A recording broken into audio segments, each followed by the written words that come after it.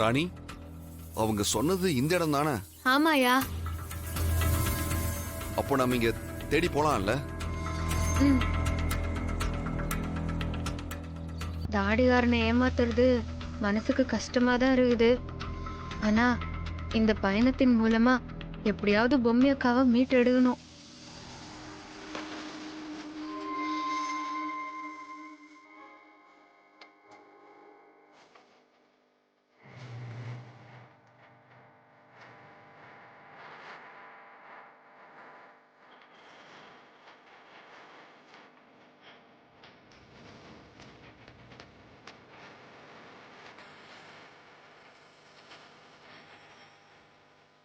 சூலாயுதம் கொண்டு யமதூதர் வந்து என்னை சூழ்ந்து கொண்டால் வேலாயுதா என்று கூப்பிடுவேன்.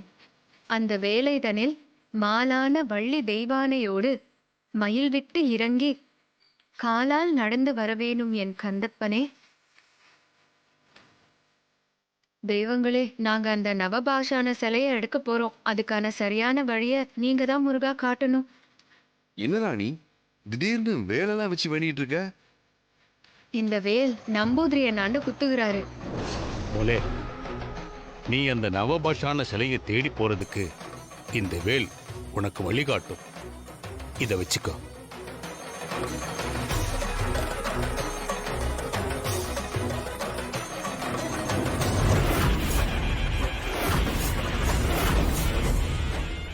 இப்ப நான் உனக்கு கொடுத்திருக்கிற இந்த வேலாயுதம் சாதாரணமானது கிடையாது.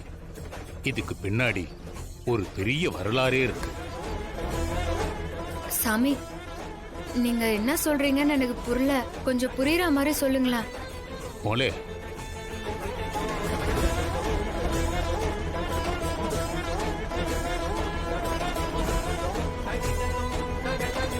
ரொம்ப நன்றிங்க சாமி. சரி ராணி, அந்த நம்பூதிரி இந்த வேலை பத்தி அப்படி என்னதான் சொன்னாரு? யோ தாடிகாரா, அவரு சொன்னதை மட்டும் நீ கேட்டன்னு வச்சுக்க, அப்படியே உடம்பெல்லாம் புல் அரிச்சு போயிரும். எனக்கே அப்ப அப்படிதான் இருந்துச்சு. அப்படியா? அப்படி என்ன சொன்னாரு? அது வந்து முருகன் சூரபத்மனை வதம் பண்ணத பத்தி சொன்னாரு. அது என்னன்னா, பார்வதி கிட்ட இருந்து வேலை வாங்கிட்டு வந்து சூரபத்மனை வதம் பண்ணி ஒரு பகுதியை மயிலாவும் இன்னொரு பகுதியை சேவற்குடியாவும் தன்னோடய வச்சுக்கிட்டாருன்னு சொல்லுவாங்க, அதானே?